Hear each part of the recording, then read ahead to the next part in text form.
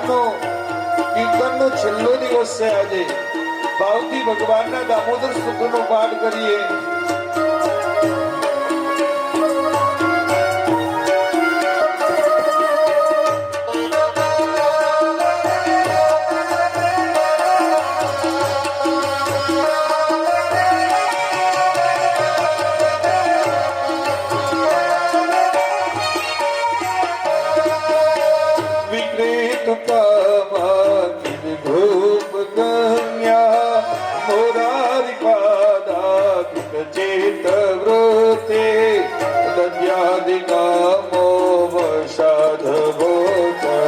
બોલો ગોવિંદ દામોદર માધવેથી, ગોવિંદ દામોદર માધવેથી.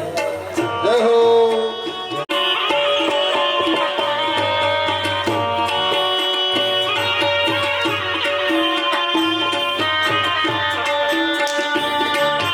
માની પઠન નિત્ય ગોવિંદ દામોદર માધવેથી, ગોવિંદ દામોદર માધવેથી.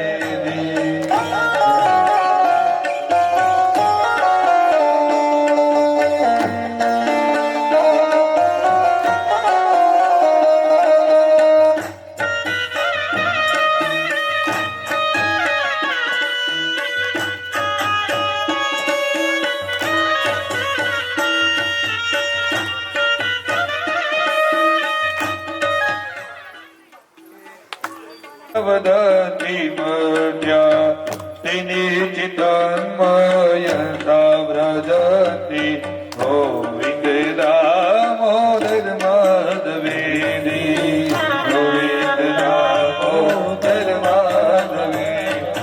સુખં શયામે નિધજેનયેપી, નામાનિ વિષ્ણુ પ્રવદતી મત્યા, ચિતન્મયતા વ્રજતી, ગોવિંદ દામોદર માધવેથી, ગોવિંદ દામોદર માધવેથી. જય હટકેશ.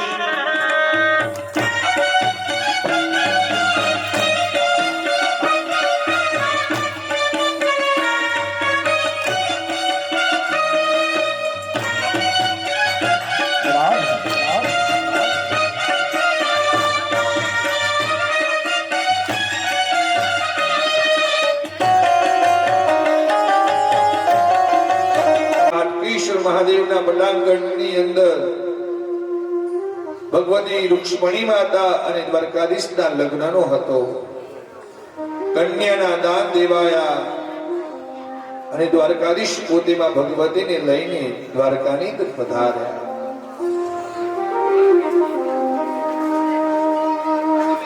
ભગવાને બીજી અષ્ટપટરાણીઓને પણ અપનાવી હતી. કાલિંદીના લગ્ન ઇન્દ્રપ્રસ્થ પધાર્યા ત્યારે યમુનાજીના તપ કરતી સૂર્યપુત્રીને જોઈ અર્જુને કહ્યું, સૂર્યપુત્રી કાલિંદીએ કહ્યું, પરમાત્મા મારા પતિ થાય એટલા માટે તપ કરું છું.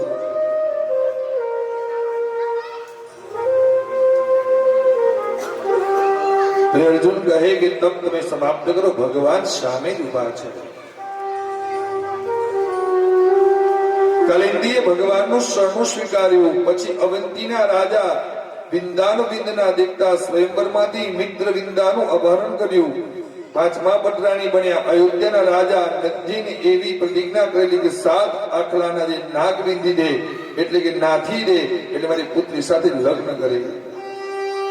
ભગવાને અયોધ્યા જઈ 7 બળદોને નાથી નગ્નજીતની કન્યા સત્ય સાથે લગ્ન કરી 6થા પટરાણી બન્યા. શુદ્ધ કીર્તિની પુત્રી ભદ્રા સાથે પ્રભુએ લગ્ન કર્યા અને 7મા પટરાણી થયા. અને મદ્ર દેશના અધિપતિ રાજાની પુત્રી લક્ષ્મણાનું સ્વયંવરમાંથી અપહરણ કરી અને સાથે લગ્ન કર્યા. ભગવાને 8 પટરાણીઓને અપનાવી.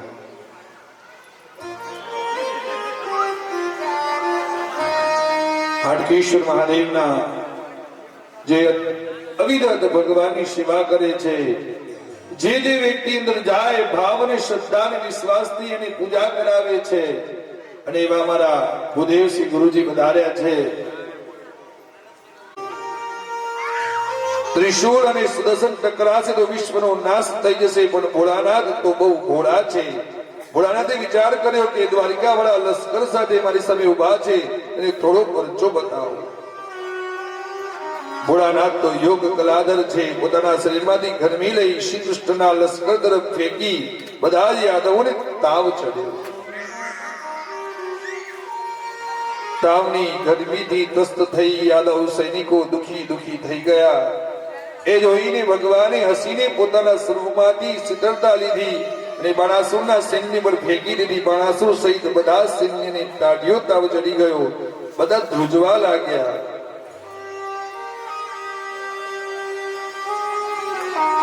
પ્રભુએ કહ્યું કે શું કામ મારા ભક્તને તમે હેરાન કરો છો? ભગવાન કહે અમે ક્યાં હેરાન કરીએ છીએ? અમારા પુત્ર અનિરુદ્ધને બાંધ્યો છે, તેને છોડાવવા માટે આવ્યા છીએ. આ વાત જાણી શિવજીએ કહ્યું આવો વર અને આવું ઘર ક્યાં મળવાનું હતું, માટે ઉષાને અત્યારે જ તું પરણાવી દે. સામ સામે હથિયાર લઈને ઉભેલા લશ્કર સાજન મહાજન બની ગયા. હથિયાર બધા મ્યાન થઈ ગયા. ગીતો ગવાવા માંડ્યા. જય જયકાર સાથે અનિરુદ્ધ ઉષાના લગ્ન કરી બંને પક્ષો પોતાના સ્થાન જવા નીકળી ગયા.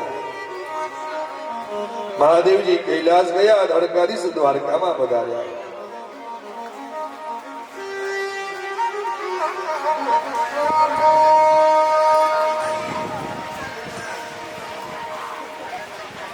એક દિવસ યુધિષ્ઠિર સંદેશો મોકલ્યો કે હે ભગવાન, અમે ઇન્દ્રપ્રસ્થમાં રાજસૂય યજ્ઞ કરીએ છીએ, માટે આપ પધારો. ભગવાન ઇન્દ્રપ્રસ્થ પધાર્યા અને રાજસૂય યજ્ઞ નિમિત્તે પાંડવો સાથે દિગ્વિજય કરવા નીકળ્યા. શ્રી કૃષ્ણ ભગવાન અર્જુનને ભીમ ત્રણેય જણ સાથે મળી જરાસંઘની રાજધાની ગિરિવ્રજ પહોંચ્યા. જરાસંઘના મોક્ષની કથા છે.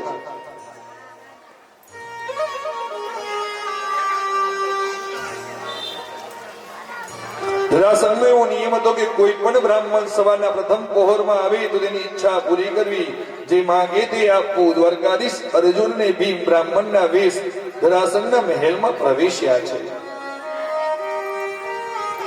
બ્રાહ્મણો આવ્યા, જાણી આદર કર્યો. કહ્યું કે હે ભૂદેવો, સંકોચ વગર બોલો, આપની શું ઈચ્છા છે? સવારમાં આવનાર કોઈ પણ બ્રાહ્મણની ઈચ્છા હું પૂરી કરું છું, માટે જે જોઈએ માંગી લો. ભગવાન બોલ્યા કે જે માંગીએ તું આપીશ? હા, ચોક્કસ મળશે, માં શંકા નથી. તો અમે એવા બ્રાહ્મણ છીએ કે અન્ન માંગવા નથી આવ્યા, ધન માંગવા નથી આવ્યા, પણ તારી સાથે યુદ્ધ માંગવા આવ્યા છે. ભગવાને શું માંગ્યું? તો યુદ્ધ માંગ્યું. નથી દાનમાં ધન માંગ્યું, નથી ખોરાક માંગ્યો, નથી અન્ન માંગ્યું.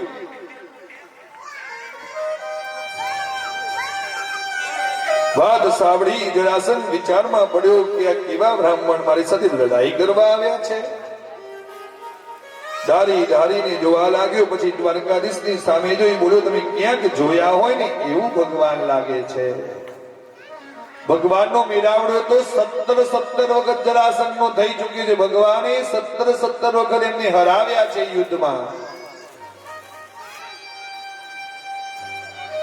ભગવાન મનમાં જ બોલવા લાગે, જોયા જ હોય ને.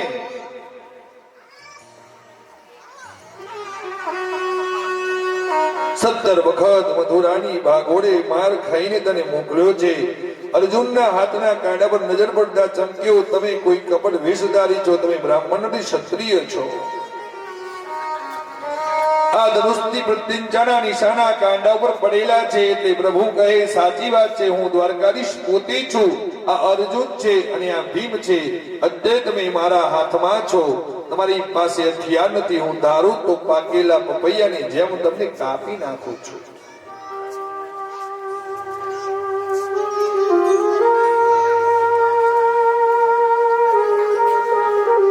હું બોલ્યો છું એટલે પીછેહટ નહીં કરું. તમારી જોડે યુદ્ધ કરવા તૈયાર છું.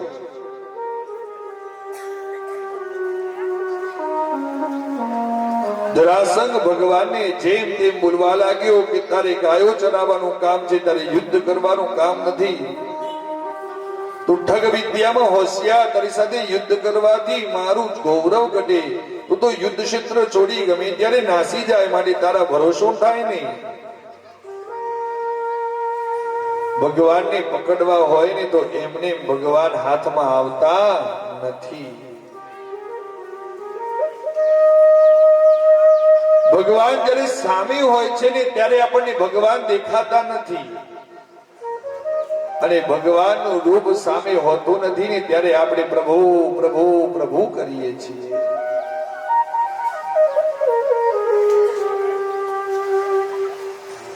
ઘરની અંદર આપણે ભગવાનનું નાના મંદિરની પૂજા કરતા હોઈએ, એ નાના મંદિરની અંદર જેટલા દેવતાઓ છે એટલા દેવતાઓની આપણે પૂજા કરવા માટે બેસીએ તો આપણને તરત જ વિચાર આવે ક્યારે પૂજા પૂરી થાય ને ક્યારે હું ઊભો થઉં.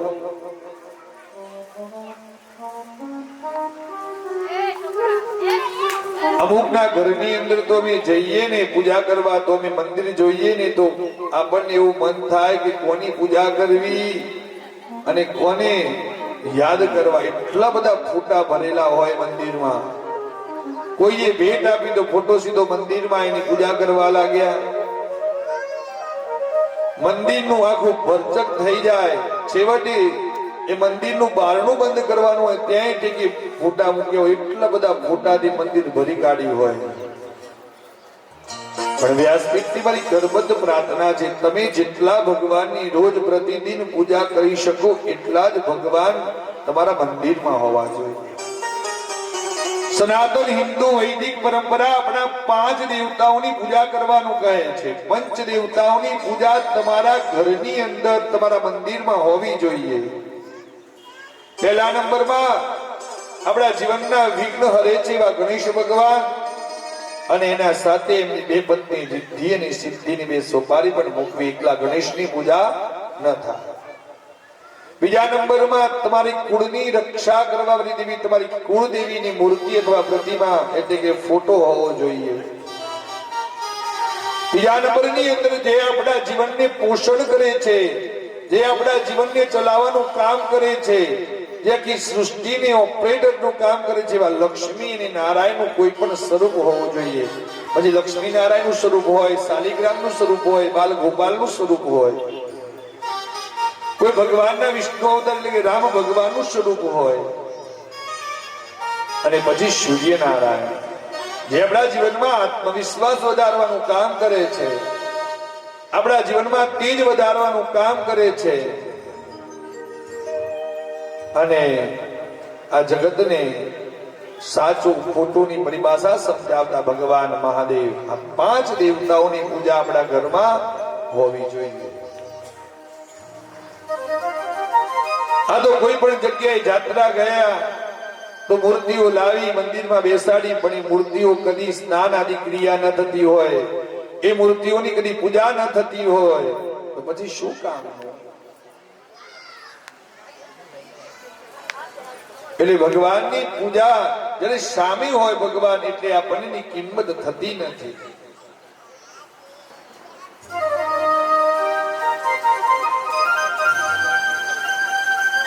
ધનુષ્યના સહદેવ સૌને જળપાન નાસ્તાની વ્યવસ્થા ગોઠવી આપતો. ભીમે રસોડાનો દેખરેખ રાખવાનું સ્વીકાર્યું. એ વખતે દુર્યોધન સાથે સમાધાન થયેલું એટલે દુર્યોધને ખજાનજી બનાવ્યો. સાથે સાથે કહ્યું ભેટો આવે એ સાચવી અને બ્રાહ્મણોને યથાયોગ્ય દાન પણ આપવું.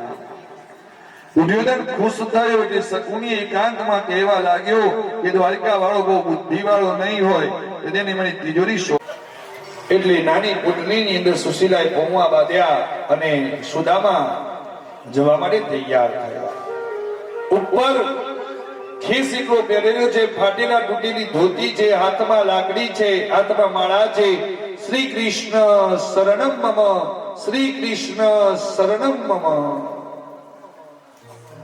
અને સુદામાજીએ દ્વારકાધીશનો રસ્તો મારા બાપ પકડ્યો છે. મનમાં અને એવો ભાવ છે શ્રી કૃષ્ણ શરણમ મમ, શ્રી કૃષ્ણ શરણમ મમ.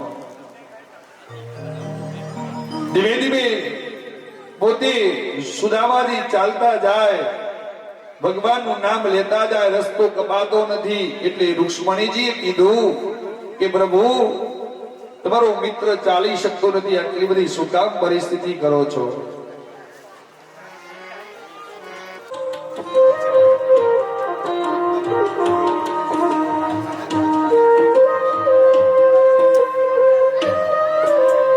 બે દ્વારપાલોએ કીધું કે તમારો પોરબંદરનો મિત્ર, તમારો પોરબંદરનો મિત્ર શું શબ્દ કહેવાની સાથે ભગવાન દ્વારકાધીશ પોતે દોડ લગાવી, કેસનું ભાન નથી, મોરલીનું ભાન નથી, અદામો કરતા કરતા ભગવાન એના મીરા પુત્રને મળવા માટે જાય. અહીંયા કોઈ ગરીબ નથી, કોઈ અમીર નથી, એવો ભાવ સુદામાને દ્વારકાધીશે ભાવ પ્રગટ કર્યો અને ભગવાનને આત્મસત્તા કરી પોતાના મહેલમાં. अरे द्वारपालो कन्हैया से कह दो, अरे द्वारपालो उसको कन्हैया से कह दो, घर पे सदा કરી અને પોતાના મહેલમાં વિરાજમાન કર્યા છે.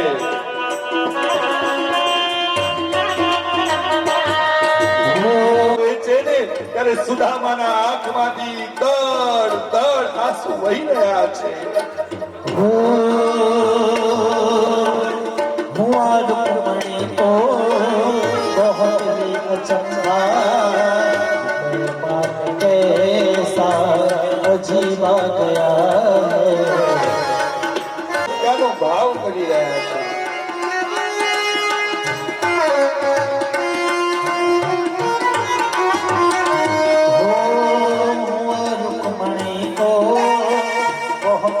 अचंबा कैसा अजीबा ગયા है. ભગવાનના સુંદર દ્રશ્ય આપણે જોઈ રહ્યા છીએ. આપણે કથા મંડપમાં દ્વારકાની મહાન સુદામાના પગ ધોઈ રહ્યો છે અને એના પછી સુદામા અને દ્વારકાધીશ બંને હિંચકા ઉપર બેઠા છે. સુદામા અને કૃષ્ણ પરમાત્મા બંને નાનપણની વાતો યાદ કરતા જાય અને ભગવાને સરસ મજાના ભોજનના થાળ પીરસ્યા, સુદામાને જમાડ્યા. એટલે ભગવાનની નજર પેલી પોટલી ઉપર ગઈ કે મારી ભાભીએ કંઈક આપ્યું છે, લાય તો ખરોલા, શું લઈને આવ્યો છે મારા માટે? એટલે કે કઈ નહીં આ 56 ભોગ જઈ સુદામો વિચારવા લાગ્યો કે આ 56 ભોગ જનારો આ સોનાની નગરીમાં રહેવા વાળો કૃષ્ણ પરમાત્માને શું કહી રહ્યું નથી, બધું તમારા મિત્રને આપી દીધું છે. રુક્ષ્મણીએ અટકાવ્યા ને દ્વારકાધીશે કીધું કે જેને એને પોષણ મળે એટલું મેં એને વસ્તુ આપી દીધી છે. આવી વાત દ્વારકાના નાથને ધન્ય છે. મિત્રતાને એવો ભાવ પ્રગટ કર્યો અને આ બાજુ સુશીલા રાજકુમારી બની, એના બાળકો રાજકુમાર બન્યા. આ વાત તો સુદામાને ખબર નથી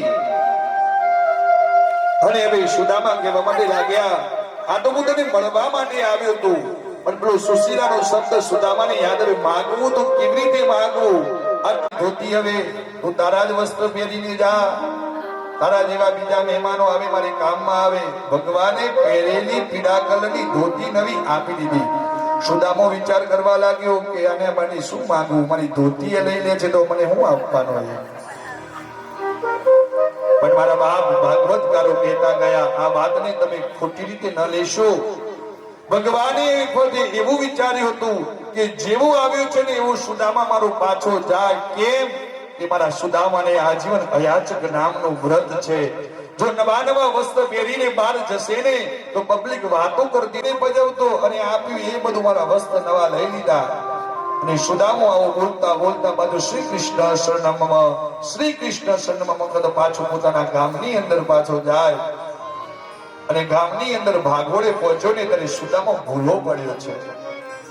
જે જગ્યાએ ઝુંપડપટ્ટીઓ હતી ને બધી જગ્યાએ મહેલોના મહેલ બનાવેલા જોયા. સુદામો પોતાની પત્નીને ઓળખી શક્યો નથી, પોતાના બાળકોને ઓળખી શક્યો નથી. તમે કોણ છો? એટલે સુશીલા કહે, તમે મારા પતિ છો, હું તમારી પત્ની છું, આ તમારા બાળકો છે. અરે ના હોય, તમે તો રાજકુમાર છો. અને સુશીલાએ બધી વાત પોતાની કરી કે તમારો મિત્ર દ્વારકાના નાથે વિશ્વકર્મા ભગવાનને મોકલ્યા હતા અને તમારા દ્વારકાના નાથે ન આપવાનું આપી દીધું છે. અને આટલું જાણી અને સુદામાના હાથમાં દળ આંસુ આવી ગયા. એક ધોતી અને ખેસ મારો લઈ લીધો અને મારા બાપે લઈ લીધાની સાથે આટલું બધું એને મને આપી દીધું. એક 4 મુઠ્ઠી તાંદુલ ખાવાના કારણે એને મને 7 જન્મોની દરિદ્રતા દૂર કરી અને મને વૈભવશાળી બનાવી દીધો. સુદામા ધન્ય છે હે કનૈયા, તારી લીલા અપરંપાર છે. પોરબંદરનો રાજ્યનો રાજાભિષેક થયો. સુદામાને રાજા બનાવવામાં આવ્યો. મારા બાપ, આ દ્વારકાધીશની કૃપા છે. ભગવાન ધારે તો વ્યક્તિને દરિદ્રતા બનાવી શકે છે. ભગવાન ધારે તો દરિદ્રતામાંથી રાજા પણ બનાવી શકે છે. આ દ્વારકાધીશની તાકાત છે. તમારી શ્રદ્ધાને ભક્તિની તાકાત જોઈએ તો ભગવાન રંગ પણ બનાવી શકે, રાજા પણ બનાવી શકે છે.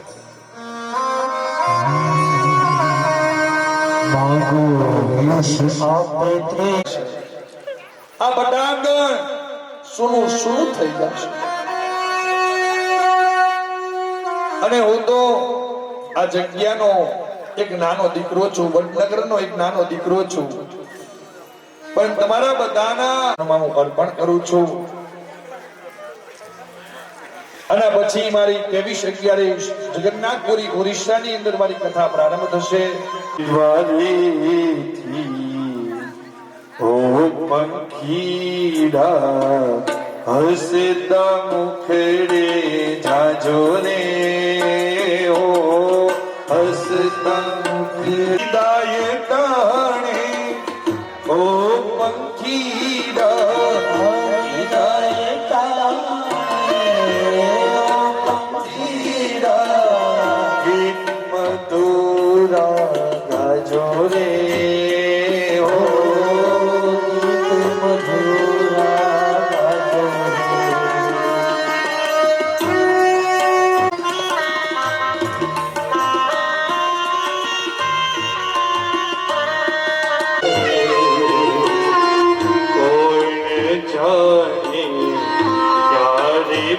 આજે વિખરવાની વેળા થઈ ગઈ છે.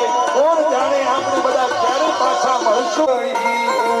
सबसे ऊंची प्रेम सगाई, વાણી થંભી જજો રે, હો મસ્ત રુદનની ભેળા રે, હો मस्त रुदनी बेड़ा रे. अपने दोनों हाथ उठाकर हरे कीर्तन कीजिए.